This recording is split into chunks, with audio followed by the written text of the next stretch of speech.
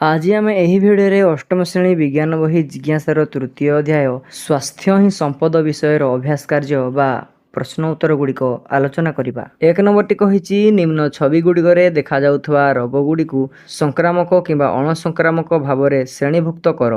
संक्रामक रोग गुड़िक हेबे थंडा बा फ्लू, टाइफॉइड, मिलिमिला। ଏହି ରୋଗ ଗୁଡ଼ିକ बीजाणु भूताणु किंबा अन्य परजीवी द्वारा जनक शरीर अन्य जनक शरीर को व्यापी थाए। अणसंक्रामक रोग गुड़िक हेले श्वास रोग, मधुमेह। ଏହି ରୋଗ ଗୁଡ଼ିକ ଜଣକ ଠାରୁ ଅନ୍ୟ ଜଣକୁ ବ୍ୟାପି ନଥାଏ। ଏହା ସାଧାରଣତଃ ଜୀବନଶୈଳୀ, ବଂଶଗତ କାରଣ କିମ୍ବା ଶରୀରର ଅନ୍ତରୀଣ ସମସ୍ୟା ଯୋଗୁଁ ହୋଇଥାଏ। ତାପରେ 2 ନମ୍ବରଟି କହିଛି ରୋଗ ଗୁଡ଼ିକୁ ବ୍ୟାପକ ଭାବରେ ସଂକ୍ରାମକ ଏବଂ ଅଣସଂକ୍ରାମକ ରୋଗରେ ବିଭକ୍ତ କରାଯାଇପାରିବ। ତଳେ ଦିଆଯାଇଥିବା ବିକଳ୍ପ ଗୁଡ଼ିକରୁ ଅଣସଂକ୍ରାମକ ରୋଗ ଗୁଡ଼ିକୁ ଚିହ୍ନଟ କର।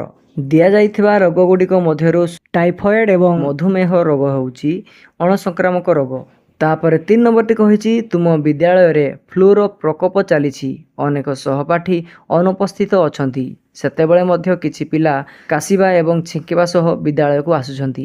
फर्स्ट नंबर पॉइंट अधिक व्यापीबा को रोकिबा पई विद्यालय तुरंत कौन पदक्षेप नेबा उचित। आंसर सचेतनता और स्क्रीनिंग। स्कूल गेट पाखरे पिलामानकर स्वास्थ्य परीक्षा करबा उचित। लक्षण थिबा पिलांकु तुरंत घर को पठाइबा दरकार। सैनिटाइजेशन श्रेणीगृह, बेंच एवं कवाट हैंडल को नियमित सैनिटाइज करा जिबा उचित। छुट्टी मंजूर असुस्थ पिलामानकु सहजरे छुट्टी देबा उचित जहाद्वारा सेमाने सुस्थ न हेबा पर्यंत स्कूल आसीबे नाही।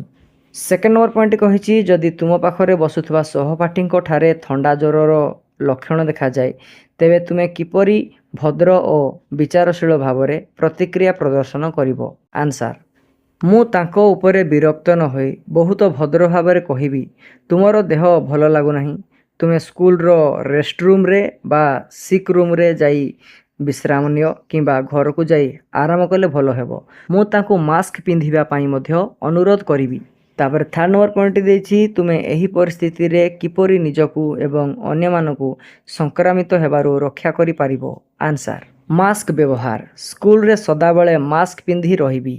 हाथ धोइबा खाइबा पूर्वरु एवं कौनसी जिनिस छुईबा परे साबुन बा सैनिटाइजर व्यवहार करिवि। सामाजिक दूरता कासुथिबा किंबा छिंकुथिबा पिलांक ठारू निर्दिष्ट दूरता बजाय रखिबि। छिंकिबा समय रे रुमाल बा कहुणीर व्यवहार करिवि।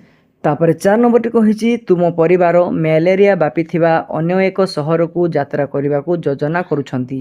एठारे फर्स्ट नंबर पॉइंट यात्रा पूर्वरु, यात्रा समय रे एवं यात्रा परे तुमे कौन सतर्कता अवलंबन करने उचित। आंसर यात्रा पूर्वरु डाक्तरों को परामर्श नहीं मलेरिया प्रतिरोधक औषध खाइबा आरंभ करिवु। यात्रा समय रे सेठारे संपूर्ण हाथ और गोड़ घोड़ाई होउथबा पोशाक पिंधिबु एवं मशा प्रतिरोधक क्रीम लगाइबु। यात्रा परे जदि घर को फेरिवार किछि दिन मध्यरे ज्वर हुए तेबे तुरंत रक्त परीक्षा कराइबु। सेकेंड नंबर पॉइंट कही तुमे तुमर भाई भौणी को मशारी और मशा प्रतिरोधकर गुरुत्व किपरि बुझाई पारिबो। आंसर मु सेमानकु बुझाइबी जे मलेरिया एक मारात्मक ज्वर जहाँ माई एनोफिलिस मशा कामुड़िया द्वारा व्यापी थाए। मशारी टांगी शोइबा एवं क्रीम लगाइबा द्वारा मशा आम पाखकु आसीपारिबे नाही। एहा आमकु कष्टदायक इंजेक्शन और हॉस्पिटल जिबारु रक्षा करिवो। तापर 3 नंबर पॉइंट देछि जदि यात्री माने एही अंचल रे स्वास्थ्य परामर्श को अणदेखा करंती तेबे कौन होई पारे। आंसर जदि यात्री माने एहाकु अणदेखा करंती तेबे सेमाने मलेरिया रे आक्रांत होई पारंती। एहा द्वारा प्रबल ज्वर, रक्तहीनता एवं समय समय रे मस्तिष्क ज्वर होई मृत्यु मध्य होई पारे। तापर 5 नंबरटी कही तुम दादा तांको बंधु मानक सहित मिसी धूम्रपान आरंभ करिसंती। जदिओ यह समस्ते जानती जे धूम्रपान शरीर को गुरुत्व भाव में क्षति पहुँचाइबा सह मृत्यु मुखरे पकाई थाए। फर्स्ट नंबर पॉइंट कठोर न होई तांको बंद करिया पई तुमे कौन कहिबो। आंसर मु दादा को स्नेह रे कहिबी दादा आपण आम परिवार पई बहुत गुरुत्वपूर्ण। धूम्रपान कले फुसफुस, कर्कट एवं हृदघात भली रोग होइथाए। आमे आपण को हराइबा को चाहुना। दयाकरी एही खराब अभ्यास को धीरे धीरे छाड़ी दियंतु। तापर सेकेंड नंबर पॉइंट कही जदि तुमर बंधु एक भोजी रे तुमको सिगारेट टीए दियंती तेबे तुमे कौन करिवो। आंसर ମୁଁ ବହୁତ ଦୃଢ଼ତାର ସହ କିନ୍ତୁ ନମ୍ର ଭାବରେ ତାଙ୍କୁ ନା କହିବି। ମୁଁ କହିବି ଯେ ମୁଁ ମୋ ସ୍ୱାସ୍ଥ୍ୟକୁ ଭଲ ପାଏ, ତେଣୁ ମୁଁ ଧୂମ୍ରପାନ କରେ ନାହିଁ। ଆବଶ୍ୟକ ପଡ଼ିଲେ ମୁଁ ସେହି ସ୍ଥାନରୁ ଦୂରେଇ ଯିବି। ତାପରେ 3 ନମ୍ବର ବିଟି ଦେଇଛି, ସ୍କୁଲ ଗୁଡ଼ିକ ଛାତ୍ରଛାତ୍ରୀମାନଙ୍କୁ ଏପରି କ୍ଷତିକାରକ ଅଭ୍ୟାସରୁ ନିବୃତ୍ତ ରହିବା ପାଇଁ କିପରି ସାହାଯ୍ୟ କରିପାରିବେ? ଆନ୍ସାର, ସ୍କୁଲ ଗୁଡ଼ିକ ନିୟମିତ ଭାବେ ସେମିନାର, କାଉନସେଲିଂ ଏବଂ ଚଳଚ୍ଚିତ୍ର ମାଧ୍ୟମରେ ନିଶାଦ୍ରବ୍ୟର ଅପକାରିତା ବିଷୟରେ ପିଲାମାନଙ୍କୁ ଶିକ୍ଷା ଦେଇପାରିବେ। ସ୍କୁଲ ପରିସର ମଧ୍ୟରେ ଧୂମ୍ରପାନକୁ ସମ୍ପୂର୍ଣ୍ଣ ନିଷେଧ କରିବା ସହ ଆଣ୍ଟି ଟୋବାକୋ କ୍ଲବ ଗଠନ କରିପାରିବେ। ତାପରେ 6 ନମ୍ବରଟି କହିଛି, ସରସ୍ୱତୀ ତାର ସାଙ୍ଗ ବନିତାକୁ କହୁଛି, ଆଣ୍ଟିବାୟୋଟିକ୍ ଯେକୌଣସି ସଂକ୍ରମଣରୁ ଆମକୁ ରକ୍ଷା କରିପାରେ, ତେଣୁ ଆମକୁ ରୋଗ ଭଲ ହେବା ବିଷୟରେ ଚିନ୍ତା କରିବା ଆବଶ୍ୟକତା ନାହିଁ। ସରସ୍ୱତୀ ତାର ବକ୍ତବ୍ୟ ଭୁଲ ଅଛି ବୋଲି ବୁଝାଇବା ପାଇଁ ବନିତା ତାକୁ କେଉଁ ପ୍ରଶ୍ନ ପଚାରି ପାରିବ? ଆନ୍ସାର, ତାକୁ ଏହା ବୁଝାଇବା ପାଇଁ ବନିତା ନିମ୍ନଲିଖିତ ପ୍ରଶ୍ନଗୁଡ଼ିକ ପଚାରିପାରିବ। ନମ୍ବର 1, ସରସ୍ୱତୀ, ଯଦି ଆଣ୍ଟିବାୟୋଟିକ୍ ସବୁ ସଂକ୍ରମଣ ଭଲ କରିଦିଏ, ତେବେ ଆମକୁ ସାଧାରଣ ଥଣ୍ଡା ବା ଜ୍ୱର ହେଲେ ଡାକ୍ତର ଆଣ୍ଟିବାୟୋଟିକ୍ ବଦଳରେ ପାରାସିଟାମୋଲ କାହିଁକି ଦିଅନ୍ତି? ନମ୍ବର 2 କ୍ୱେଶ୍ଚନ, ତୁମେ ଜାଣିଛ କି ଆଣ୍ଟିବାୟୋଟିକ୍ କେବଳ ବ୍ୟାକ୍ଟେରିଆ ବା ଜୀବାଣୁ ବିରୁଦ୍ଧରେ କାମ କରେ, ଭୂତାଣୁ ବା ଭାଇରସ ବିରୁଦ୍ଧରେ ନୁହେଁ? ନମ୍ବର 3 କ୍ୱେଶ୍ଚନ ପଚାରିବି, ଯଦି ଆମେ ବିନା କାରଣରେ ବାରମ୍ବାର ଆଣ୍ଟିବାୟୋଟିକ୍ ଖାଇବା, ତେବେ ଆମ ଶରୀରରେ ଆଣ୍ଟିବାୟୋଟିକ୍ ପ୍ରତିରୋଧକ ଶକ୍ତି ସୃଷ୍ଟି ହେବ ନାହିଁ କି, ଯାହାଦ୍ୱାରା ପରବର୍ତ୍ତୀ ସମୟରେ କୌଣସି ଔଷଧ କାମ କରିବ ନାହିଁ? ତାପରେ 7 ନମ୍ବରଟି କହିଛି, ନିମ୍ନଲିଖିତ ସାରଣୀରେ ଏକ ବର୍ଷ ମଧ୍ୟରେ ହସ୍ପିଟାଲରେ ରିପୋର୍ଟ ହୋଇଥିବା ଡେଙ୍ଗୁ ମାମଲା ସଂଖ୍ୟା ବିଷୟରେ ସୂଚନା ଦିଆଯାଇଛି। Y ଅକ୍ଷରେ ରୋଗୀ ସଂଖ୍ୟା ଏବଂ X ଅକ୍ଷରେ ମାସ ନେଇ ଏକ ଗ୍ରାଫ ତିଆରି କର। ତୁମ ଫଳାଫଳକୁ ଭଲ ଭାବରେ ବିଶ୍ଳେଷଣ କରି ନିମ୍ନଲିଖିତ ଉତ୍ତର ଦିଅ। X ନମ୍ବରଟି ଦେଇଛି, କେଉଁ 3 ମାସରେ ଡେଙ୍ଗୁ ରୋଗୀଙ୍କ ସଂଖ୍ୟା ସର୍ବାଧିକ ଥିଲା? ଆନ୍ସାର, ଜୁଲାଇ, ଅଗଷ୍ଟ ଏବଂ ସେପ୍ଟେମ୍ବର ମାସରେ ଡେଙ୍ଗୁ ରୋଗୀଙ୍କ ସଂଖ୍ୟା ସବୁଠାରୁ ଅଧିକ ଥାଏ। XI ନମ୍ବରଟି ଦେଇଛି, କେଉଁ ମାସରେ ସବୁଠାରୁ କମ୍ ରୋଗୀ ସଂଖ୍ୟା ଥିଲା? ଆନ୍ସାର, ଜାନୁଆରୀ ମାସରେ ଡେଙ୍ଗୁ ରୋଗୀଙ୍କ ସଂଖ୍ୟା ସବୁଠାରୁ କମ୍ ଥାଏ। ତାପରେ XII ନମ୍ବରଟି କହିଛି, କେଉଁ ମାସ ଗୁଡ଼ିକରେ ପ୍ରାକୃତିକ କିମ୍ବା ପରିବେଶଗତ କାରଣ ଯୋଗୁଁ ଡେଙ୍ଗୁ ରୋଗୀ ସଂଖ୍ୟା ଅଧିକ ବୃଦ୍ଧି ପାଇଛି? ଆନ୍ସାର, ଏହି ପିକ୍ ମାସ ଗୁଡ଼ିକରେ ବର୍ଷା ଋତୁ ଚାଲୁଥିବାରୁ ବିଭିନ୍ନ ସ୍ଥାନରେ ପାଣି ଜମି ହୋଇ ରହେ। ଜମା ହୋଇ ରହିଥିବା ଏହି ସ୍ୱଚ୍ଛ ପାଣି ଏଡିସ୍ ମଶାମାନଙ୍କ ବଂଶ ବୃଦ୍ଧି ପାଇଁ ଉପଯୁକ୍ତ ପରିବେଶ ସୃଷ୍ଟି କରେ, ଯାହା ଡେଙ୍ଗୁ ସଂକ୍ରମଣ ବଢ଼ିବାର ମୁଖ୍ୟ କାରଣ। ତାପରେ XIII ନମ୍ବରଟି କହିଛି, ଡେଙ୍ଗୁ ରୋଗର ପ୍ରସାରକୁ ହ୍ରାସ କରିବା ପାଇଁ ଗୋଷ୍ଠୀ କିମ୍ବା ସରକାର ସଂକ୍ରମଣ ବୃଦ୍ଧି ପାଉଥିବା ଋତୁ ପୂର୍ବରୁ କ'ଣ ପ୍ରତିରୋଧକ ପଦକ୍ଷେପ ନେଇପାରିବେ? ତୁମେ ଦର୍ଶାଅ। ଆନ୍ସାର, ଘର ଚାରିପାଖରେ ବା ପାତ୍ରରେ ପାଣି ଜମିବାକୁ ଦିଅନ୍ତୁ ନାହିଁ। ଶୋଇବା ସମୟରେ ମଶାରୀ ବ୍ୟବହାର କରନ୍ତୁ। ନିୟମିତ ଭାବରେ ମଶା ତେଲ ବା କୀଟନାଶକ ଔଷଧ ଛିଞ୍ଚନ କରନ୍ତୁ। ତାପରେ 8 ନମ୍ବରଟି କହିଛି, କଳ୍ପନା କର ଯେ ତୁମେ ଏକ ବିଦ୍ୟାଳୟ ସ୍ୱାସ୍ଥ୍ୟ ଅଭିଯାନର ଦାୟିତ୍ୱରେ ଅଛ। ସଂକ୍ରାମକ ଏବଂ ଅଣସଂକ୍ରାମକ ରୋଗ ହ୍ରାସ କରିବା ପାଇଁ ତୁମେ କେଉଁ କେଉଁ ମୁଖ୍ୟ ବାର୍ତ୍ତା ବ୍ୟବହାର କରିବ? ଆନ୍ସାର, ଏକ ସ୍ୱାସ୍ଥ୍ୟ ଅଭିଯାନର ଦାୟିତ୍ୱରେ ଥିବାବେଳେ ପିଲାମାନଙ୍କୁ ସହଜରେ ବୁଝାଇବା ପାଇଁ ମୁଁ ନିମ୍ନଲିଖିତ ମୁଖ୍ୟ ବାର୍ତ୍ତା ଗୁଡ଼ିକ ବ୍ୟବହାର କରିବି। ଫାର୍ଷ୍ଟରେ, କ ନମ୍ବରରେ, ସଂକ୍ରାମକ ରୋଗ ହ୍ରାସ କରିବା ପାଇଁ ବାର୍ତ୍ତା।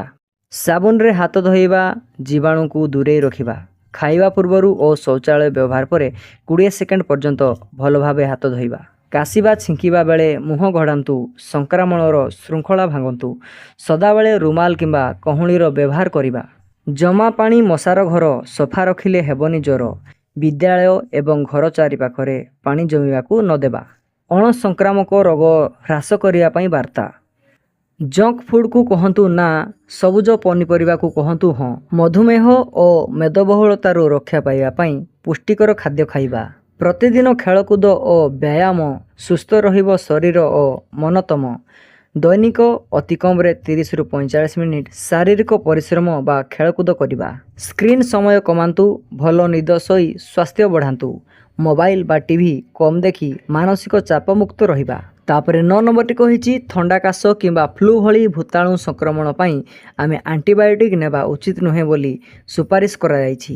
ତୁମେ ଏହି ସୁପାରିଶର ସମ୍ଭାବ୍ୟ କାରଣ କହିପାରିବ କି? ଆନ୍ସାର, ଥଣ୍ଡା କାଶ କିମ୍ବା ଫ୍ଲୁ ପାଇଁ ଆଣ୍ଟିବାୟୋଟିକ୍ ନେବା ଉଚିତ ନୁହେଁ। ଏହାର ମୁଖ୍ୟ କାରଣ ଗୁଡ଼ିକ ହେଲା, ଆଣ୍ଟିବାୟୋଟିକ୍ କେବଳ ଜୀବାଣୁକୁ ମାରିବା ପାଇଁ ପ୍ରସ୍ତୁତ କରାଯାଇଥାଏ, କିନ୍ତୁ ଥଣ୍ଡା କାଶ ଏବଂ ଫ୍ଲୁ ଭଳି ରୋଗ ଭୂତାଣୁ ବା ଭାଇରସ ଦ୍ୱାରା ହୋଇଥାଏ। ଭୂତାଣୁ ଉପରେ ଆଣ୍ଟିବାୟୋଟିକ୍ର କୌଣସି ପ୍ରଭାବ ପଡ଼େ ନାହିଁ। ଯଦି ଆମେ ଭୂତାଣୁ ଜନିତ ରୋଗ ପାଇଁ ବାରମ୍ବାର ଆଣ୍ଟିବାୟୋଟିକ୍ ଖାଇବା ତେବେ ଆମ ଶରୀରରେ ଥିବା କ୍ଷତିକାରକ ବ୍ୟାକ୍ଟେରିଆ ଗୁଡ଼ିକ ସେହି ଔଷଧ ବିରୁଦ୍ଧରେ ଲଢ଼ିବା ଶକ୍ତି ହାସଲ କରନ୍ତି। ଫଳରେ ଭବିଷ୍ୟତରେ ଜୀବାଣୁ ଜନିତ ରୋଗ ହେଲେ ସେହି ଔଷଧ ଆଉ କାମ କରେ ନାହିଁ। ଆଣ୍ଟିବାୟୋଟିକ୍ ଆମ ପେଟରେ ଥିବା ଭଲ ବ୍ୟାକ୍ଟେରିଆ ଯାହା ହଜମ ପ୍ରକ୍ରିୟାରେ ସାହାଯ୍ୟ କରେ ତାକୁ ମାରିଦିଏ, ଯାହାଦ୍ୱାରା ଶରୀରର ରୋଗ ପ୍ରତିରୋଧକ ଶକ୍ତି ଦୁର୍ବଳ ହୋଇଯାଏ। ତାପରେ 10 ନମ୍ବରଟି କହିଛି, ଯଦି ସଂକ୍ରାମିତ ବ୍ୟକ୍ତିଙ୍କ ମଳ ଦ୍ୱାରା ପାନୀୟ ଜଳ ଦୂଷିତ ହୁଏ ତେବେ ନିମ୍ନଲିଖିତ ମଧ୍ୟରୁ କେଉଁ ରୋଗ ବ୍ୟାପିବାର ସମ୍ଭାବନା ରହିଛି? ହେପାଟାଇଟିସ୍ ଏ, ଯକ୍ଷ୍ମା, ହଇଜା, ପୋଲିଓ ଏବଂ ହାଡ଼ଫୁଟି। ଆନ୍ସାର, ଯଦି ସଂକ୍ରାମିତ ବ୍ୟକ୍ତିଙ୍କ ମଳ ଦ୍ୱାରା ପାନୀୟ ଜଳ ଦୂଷିତ ହୁଏ ତେବେ ମୁଖ୍ୟତଃ ନିମ୍ନଲିଖିତ ରୋଗଗୁଡ଼ିକ ବ୍ୟାପିବାର ସମ୍ଭାବନା ସବୁଠାରୁ ଅଧିକ। ନମ୍ବର 1 ହଇଜା, ନମ୍ବର 2 ହେପାଟାଇଟିସ୍ ଏ, ନମ୍ବର 3 ପୋଲିଓ। ବାକି ଦୁଇଟି ରୋଗ ଯେପରିକି ଯକ୍ଷ୍ମା ଏବଂ ହାଡ଼ଫୁଟି ପାଣି ଦ୍ୱାରା ବ୍ୟାପନ୍ତି ନାହିଁ। ଏଗୁଡ଼ିକ ବାୟୁ ମାଧ୍ୟମରେ ଜଣଙ୍କଠାରୁ ଅନ୍ୟ ଜଣଙ୍କୁ ସଂକ୍ରାମିତ ହୋଇଥାନ୍ତି। ତାପରେ 11 ନମ୍ବରଟି କହିଛି, ଯେତେବେଳେ ଆମ ଶରୀର ପ୍ରଥମ ଥର ପାଇଁ ଏକ ରୋଗକାରକ ଅଣୁଜୀବର ସମ୍ମୁଖୀନ ହୁଏ ସେତେବେଳେ ରୋଗ ପ୍ରତିରୋଧକ ପ୍ରତିକ୍ରିୟା ସାଧାରଣତଃ କମ୍ ଥାଏ, କିନ୍ତୁ ପୁନର୍ବାର ସେହି ରୋଗ ଜୀବାଣୁ ସଂସ୍ପର୍ଶରେ ଆସିଲେ ଶରୀରର ରୋଗ ପ୍ରତିରୋଧକ ପ୍ରତିକ୍ରିୟା ବହୁତ ଅଧିକ ହୋଇଥାଏ। ଏହା କାହିଁକି? ଆନ୍ସାର, ପ୍ରାଥମିକ ରୋଗ ପ୍ରତିରୋଧକ ପ୍ରତିକ୍ରିୟା। ଯେତେବେଳେ ଏକ ନୂଆ ରୋଗକାରକ ଅଣୁଜୀବ ପ୍ରଥମ ଥର ପାଇଁ ଆମ ଶରୀରରେ ପ୍ରବେଶ କରେ ଆମ ଶରୀରର ଶ୍ୱେତ ରକ୍ତ କଣିକା ତାକୁ ଚିହ୍ନିବାରେ ଏବଂ ତା ବିରୁଦ୍ଧରେ ଲଢ଼ିବା ପାଇଁ ନିର୍ଦ୍ଦିଷ୍ଟ ଆଣ୍ଟିବଡି ପ୍ରସ୍ତୁତ କରିବାରେ କିଛି ସମୟ ନିଅନ୍ତି। ଏହି ପ୍ରକ୍ରିୟାଟି ଧୀର ହୋଇଥିବାରୁ ପ୍ରଥମ ଥର ପ୍ରକ୍ରିୟା କମ୍ ବା ଦୁର୍ବଳ ଥାଏ ଏବଂ ଆମେ ଅସୁସ୍ଥ ହୋଇପଡ଼ୁ, କିନ୍ତୁ ରୋଗ ଜୀବାଣୁକୁ ମାରିବା ସହିତ ଆମ ଶରୀର କିଛି ମେମୋରି ସେଲ୍ ବା ସ୍ମୃତି କୋଷ ତିଆରି କରିଥାଏ ଯାହା ସେହି ଜୀବାଣୁର ଗଠନକୁ ମନେ ରଖିଥାଏ। ସେକେଣ୍ଡରେ ଦ୍ୱିତୀୟକ ପ୍ରତିରୋଧକ ପ୍ରତିକ୍ରିୟା, ଦ୍ୱିତୀୟ ସଂକ୍ରମଣ।